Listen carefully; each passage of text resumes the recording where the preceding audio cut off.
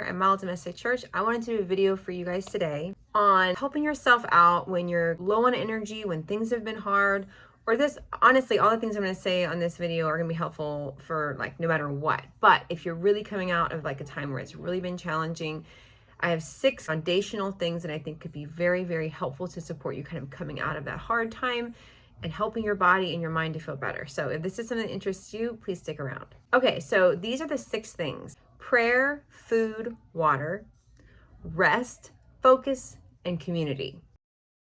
Okay, the first one is prayer. Everyone can do this differently, obviously. I love personal prayer where I'm just talking to God all throughout the day. There's also the Rosary, Divine Mercy Chaplet. There are also ways that you can spend time in prayer while doing, like reading the Holy Scriptures, reading your catechism, maybe reading a religious book or a great book on the life of a saint. There's also things that go like longer, like novenas, or you could do a consecration to our Lord through Our Lady, or there's like so many different types of consecrations. I'm doing one right now with a really great woman I met at the homeschool group. She's pregnant with her 6th child, and I have 6 kids, so it's been really fun to share our thoughts on the daily readings. But it's the 33 days to consecration to the Father through Jesus, and it's been wonderful. So I would really highly recommend to focus, even if it's just a little bit of time on prayer. If you can't do a full rosary, I had a priest tell me once, do a decade. Just do a decade, and you can do it while washing your dishes, or you can even listen to a rosary while you're doing your dishes and not even necessarily pray it. I know I wouldn't suggest that all the time, but sometimes it can be really helpful just to hear other people pray. So I'd put on, I love Father Groeschel so much. I was so sad when he passed away, but I just pray and hope he's right with Jesus right now.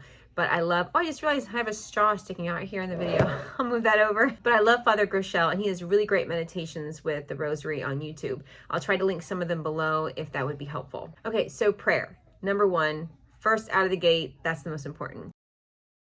The second thing I would say is food. Food is really, really important. I think that we underestimate how important it is to eat healthy and to feed our bodies, especially living enzymes and having lots of fresh food. Now, some people have food intolerances or issues with different food, but there is a vast amount of fruits and vegetables that you could choose from. So if you struggle with some, there's others that are okay.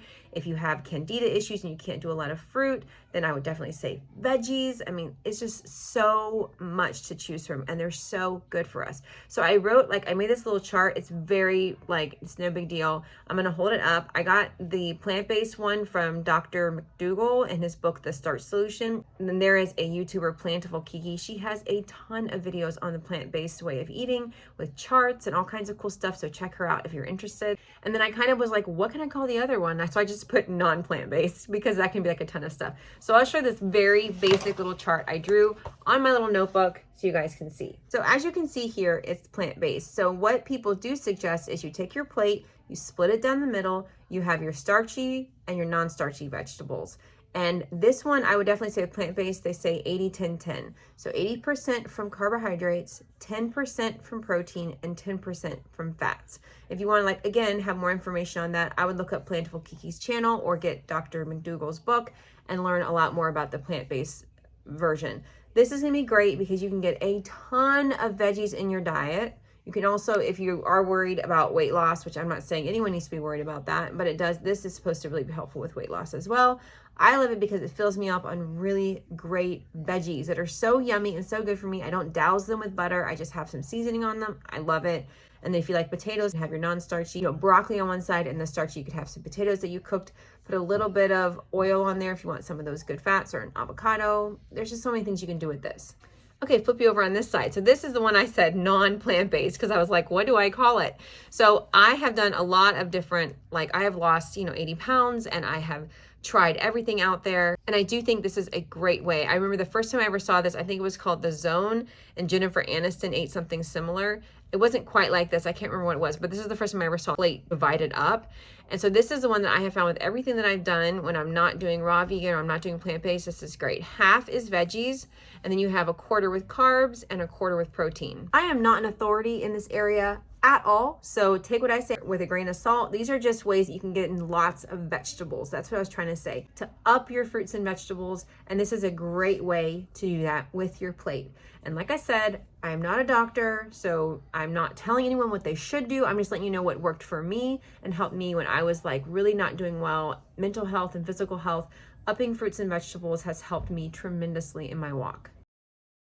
The third thing is water. People really underestimate water. I heard this joke once about this doctor that said that about 99% of the problems that people came in with could be solved with drinking more water. And I don't know if that's true or not, but it really stuck with me. So when my kids start complaining about this or that, drink more water, drink more water. That's the first thing. And then I say, okay, let's up the vegetables and the fruits, like the second thing I said, but water is so important. Now, I would love to drink a gallon of water a day, which is 120 ounces. I rarely get to that. I do have a 32 ounce water jug, and I try to have 2 of them a day, which is half of my ultimate goal, which is a gallon. But I would say water can really, really help, especially if you're feeling down, if you're tired, if you're, having headaches. That can also have to do with dehydration. Again, not a doctor. This is just stuff that doctors have told me and that I've heard. Definitely check with your doctor if you're having headaches though, and you're having some issues that are like ongoing. Definitely go see your doctor.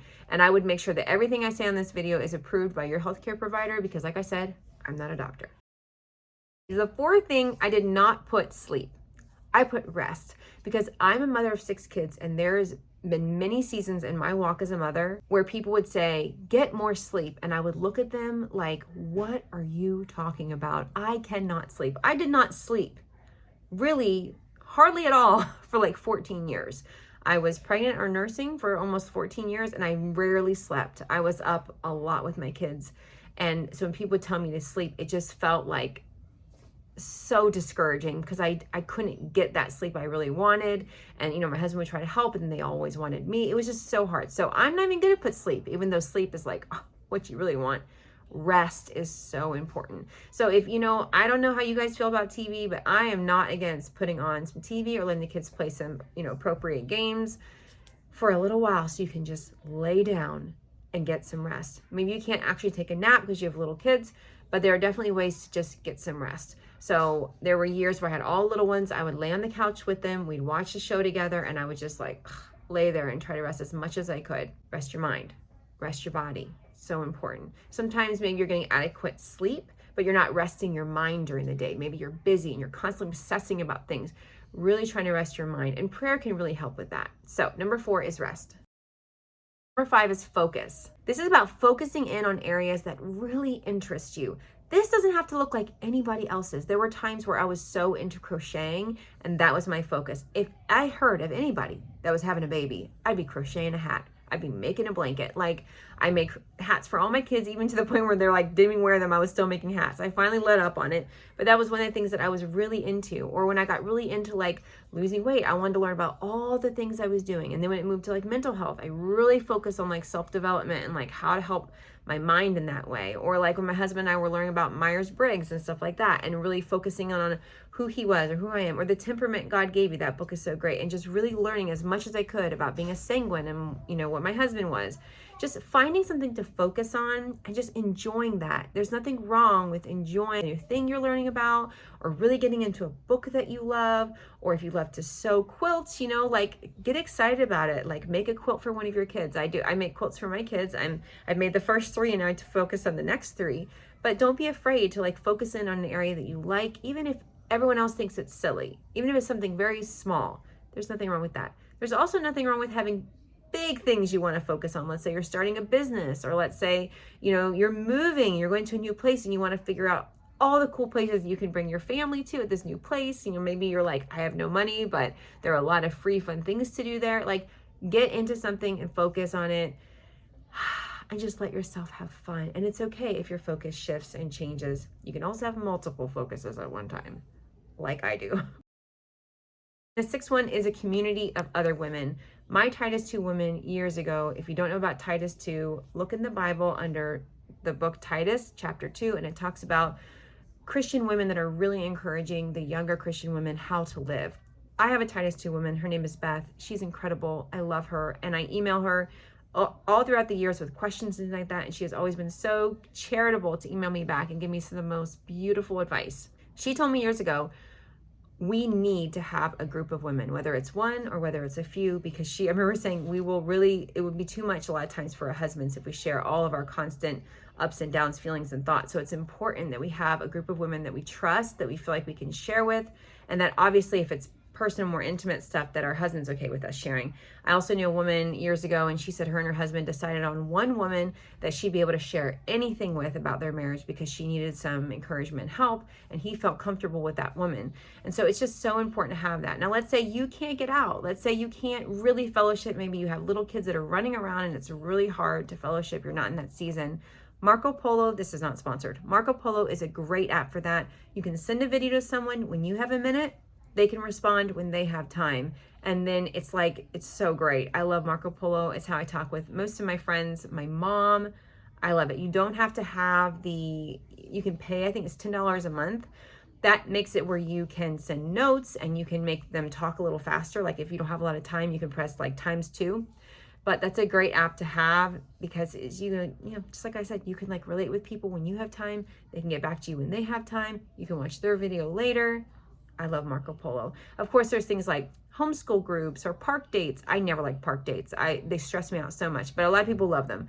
Different ways to get together with other women when you just have little kids. There's La Leche League, or there's just so many places that you could go to meet with other women. And if you're in a place right now where you're just I literally can't, I'm so tired, I have so many little ones, Marco Polo is so great. It's free. You don't have to upgrade. Yeah. So those are my 6 foundational kind of points that I want to talk about today. They should always be going on. You should always be taking care of yourself, but sometimes it's hard. We go through seasons, but this can be really helpful if you've just come off of a rough patch, you are struggling. This can really help your mind, your body, your soul, your whole self kind of get back to a place where you're feeling like you're at least functioning. And maybe this video didn't help everybody, but I'm hoping and praying that it helped one person. So if you're new here, I'd love for you to subscribe, give this video a thumbs up, and if you think this video would encourage another woman, another person, please consider sharing it. I hope you guys have a great day. God bless.